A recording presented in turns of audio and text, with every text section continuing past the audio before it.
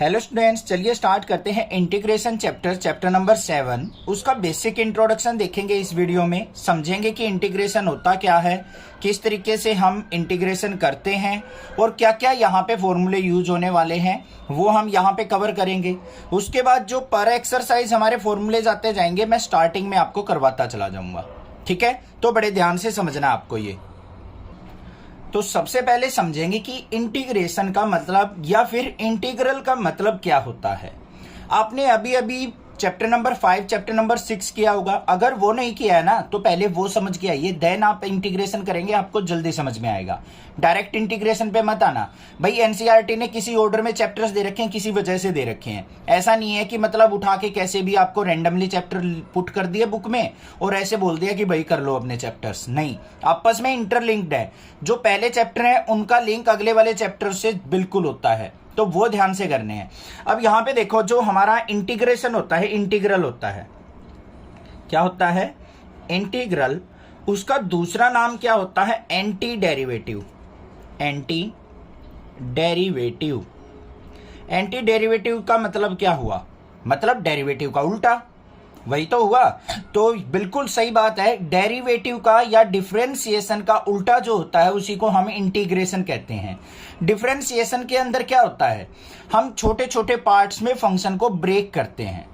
Differentiation में क्या करते हैं? मान लो कोई भी फंक्शन है हमारा f(x), इसको हम छोटे छोटे फंक्शंस में डिवाइड करते हैं। gx में कर दिया, hx में कर दिया, या फिर और क्या कह सकते हैं हम, ax में कर दिया। इस तरीके से मान लो मैंने इसको मल्टीपल फंक्शंस में डिवाइड कर दिया।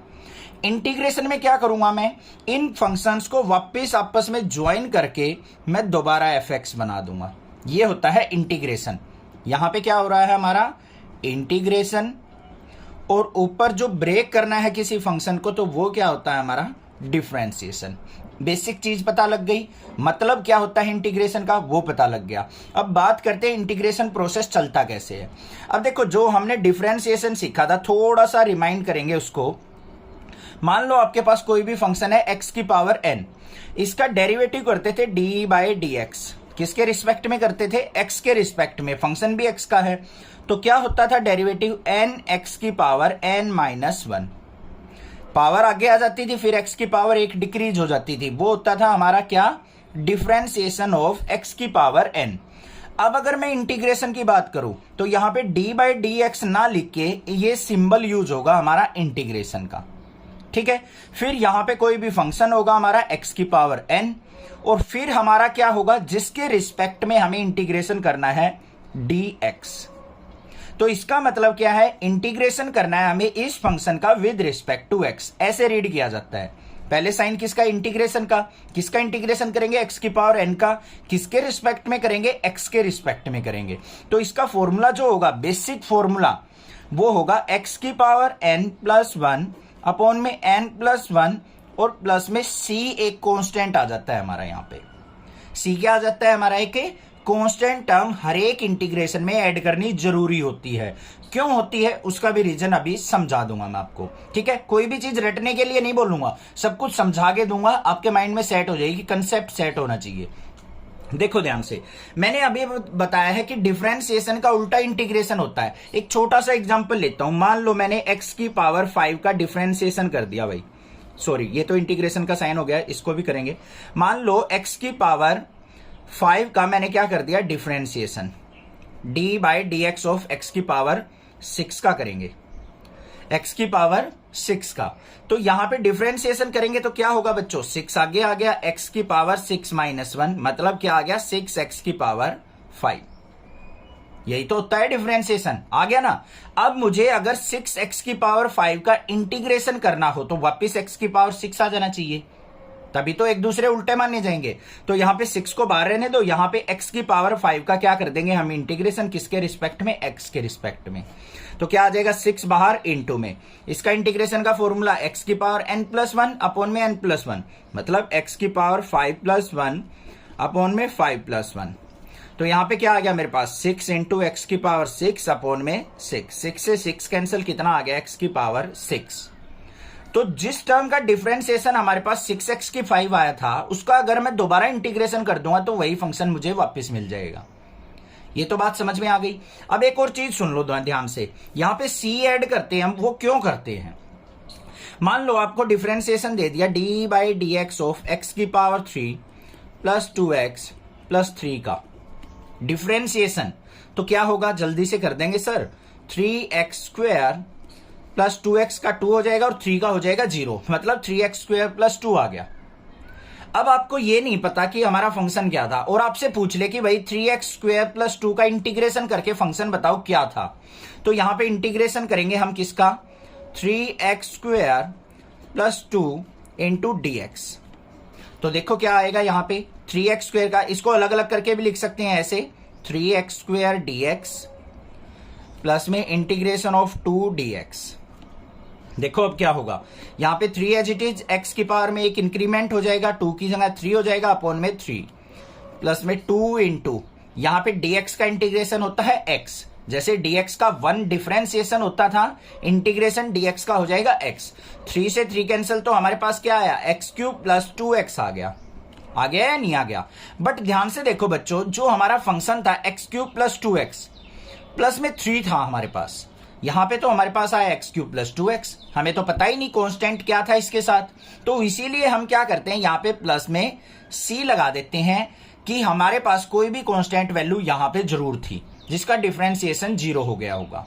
अगर ना हो हमारे पास ये टर्म, तो यहाँ पे c की वैल्यू 0 ले लेते हैं, बस जो भी कांस्टेंट वैल्यू थी उसको यहाँ पे पुट कर लेते हैं हम। इसका मतलब क्या हो गया, ये वापिस हमारी वही टर्म आ गई।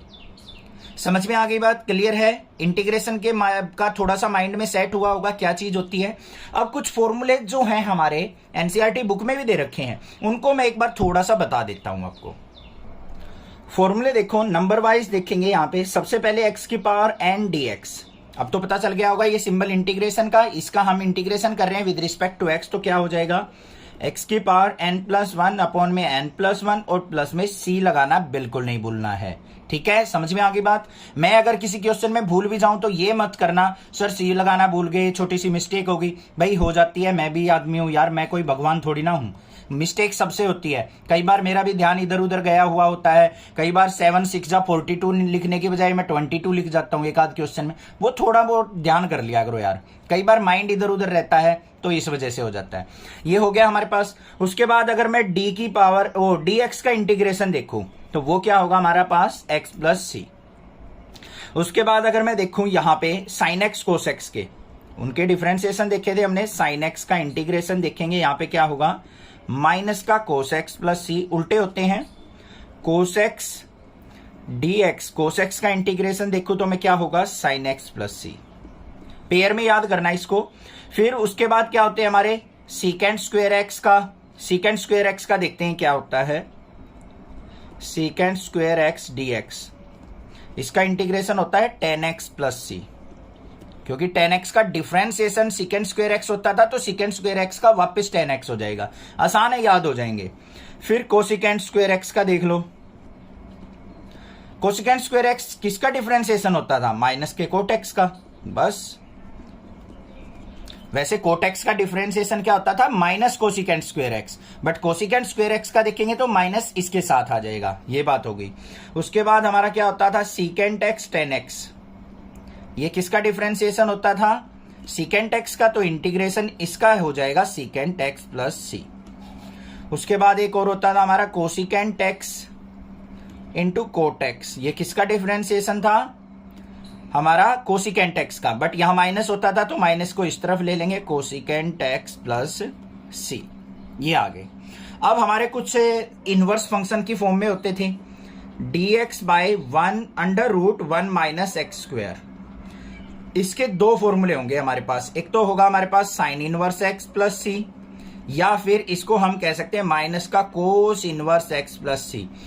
क्वेश्चन के अकॉर्डिंग देखेंगे हमें इसका कन्वर्जन इसमें चाहिए या इसमें चाहिए, तो वही लेके चलेंगे हम क्वेश्चन में। ठीक है, घबराना नहीं है, कहीं ये सोचो सर इसका हम ये ले या ये ले क्वेश्चन में, तो वो क्वेश्चन के अकॉर्डिंग चेंज हो जाएगा, साइन इनवर्स की रिक्वायरमेंट है या कोस इनवर्स की, तो वही ले सकते हैं हम। उसके बाद अगर बात करूं मैं integration of dx by 1 plus x square, तो ये किसका होगा, tan inverse x plus C का भी, या फिर माइनस का cot inverse x plus C का, इन दोनों का इंटीग्रेशन ये होगा, मतलब इसका इंटीग्रेशन ये दोनों होंगे।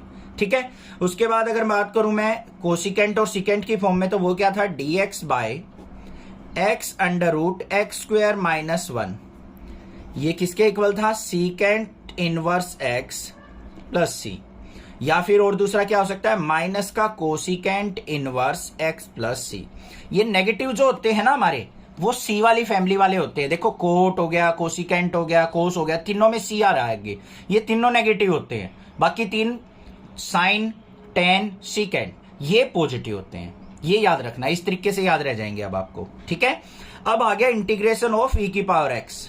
ये सबसे बड़ा फंक्शन होता है, सबका दादा होता है ये। ठीक है, गुरु है ये एक तरीके से, इंटीग्रेशन में भी डिफरेंशिएशन में भी। कोई इसका कुछ नहीं बिगाड़ सकता भाई, ना इंटीग्रेशन इसका कुछ बिगाड़ पाया, ना डिफरेंशिएशन। कैसे, ई की पावर एक्स का डिफरेंशिएशन ई की पावर एक्स, ई की पावर एक्स का इंटीग्रेशन भी क्या होगा, ई की पावर एक्स, बट साथ में लगा देंगे प्लस सी। ये हो गया। अच्छा एक चीज बताओ, हमारे पास 1 बाय एक्स डी एक्स, इसका इंटीग्रेशन करना पड़ जाए तो माइंड में ये ले लो कि ये डिफरेंशिएशन किसका होता था, 1 बाय एक्स, लॉग एक्स का, तो बस log of x plus c. ये हो गया। अच्छा एक और नई टर्म है यहाँ पे, ए की पावर एक्स डी एक्स। अगर ए की पावर एक्स डी एक्स का इंटीग्रेशन करना पड़ जाए तो क्या हो जाएगा, ए की power x log of a plus c. ये हमारे बेसिक से फॉर्मूले थे जो हमें याद करने पड़ेंगे थोड़ी सी मेहनत करके। वैसे ज्यादा याद करने में रटने की जरूरत नहीं है, इनको क्या करो, डिफरेंशिएशन इंटीग्रेशन के फॉर्मूले एक चार्ट पे लिख के रूम में टांग दो, अपने चिपका दो। निकलते वलते किसी भी टाइम लेटे हो, एक बार रिमाइंड कर लिया थोड़ा सा, बस यही काम पक्का हो गया, बस अपने आप याद रह जाएंगे। भाई फॉर्मूले नहीं आएंगे ना तो क्वेश्चन नहीं आएंगे, ये बता दूंगा, गारंटी दे रहा हूं, पहले कह रहा हूं मैं। ऐसा मत सोचना सर होते रहेंगे याद, नहीं होंगे भाई, नहीं होंगे, 100% कह रहा हूं। बच्चे जिसको फॉर्मूले नहीं आते ना, क्वेश्चन नहीं होते हैं आगे जाके, इतने लेंथी क्वेश्चन हो जाएंगे। और जिसको फॉर्मूले आते हैं ना, चुटकियों में बताएगा कि यहाँ पे ये फॉर्मूला लग के ऐसे हो जाएगा सर।